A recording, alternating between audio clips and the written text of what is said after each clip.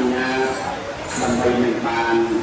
ប្រកាសជំរាបនៅក្នុងកិច្ចកម្មវិធីចឹងហើយកិច្ចកម្មវិធីក្រុមគ្រួសារម្ចាស់កប់ក៏ដូចជាក្រុមគ្រួសារម្ចាស់ម្ដាយបុណ្យ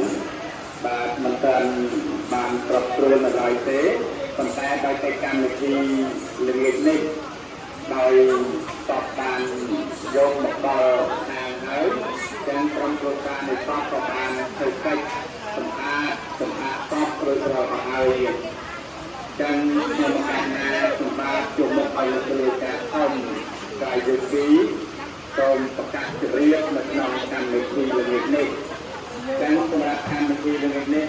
បន្ទាប់ពីរៀបចំកប់រួចរាល់ហើយនៅវេលាម៉ោង3:45នាទីខាងមុខនេះនឹងប្រពកិច្ចកម្មវិធីនមស្ការបង្កលទិដ្ឋក្នុងការមហាបតលមកសពលោកពីយុគឡើងជាដើមចឹងជួបមកឲ្យក្រុមគ្រួសារនៃកប់ជួបមកឲ្យម្ចាស់ដើមទានប្រធានស្ដាប់បន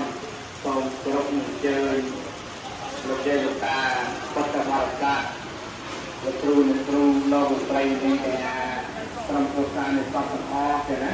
បាទសូមគោរពអញ្ជើញមកលើវេទិការោងបននៅខាងមុខដើម្បីគោរពចាប់ដើមកម្មវិធីនមស្ការសមាធិទៅនិងអរតនីប្រសំអង្គចូលបាទចឹងសូមគ្រប់ជើងយើង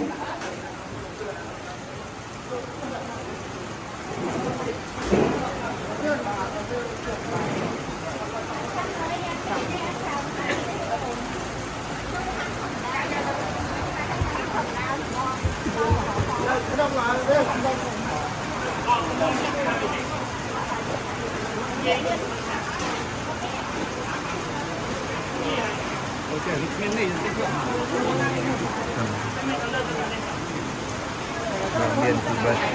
មហាសាលពុននៅឡើយ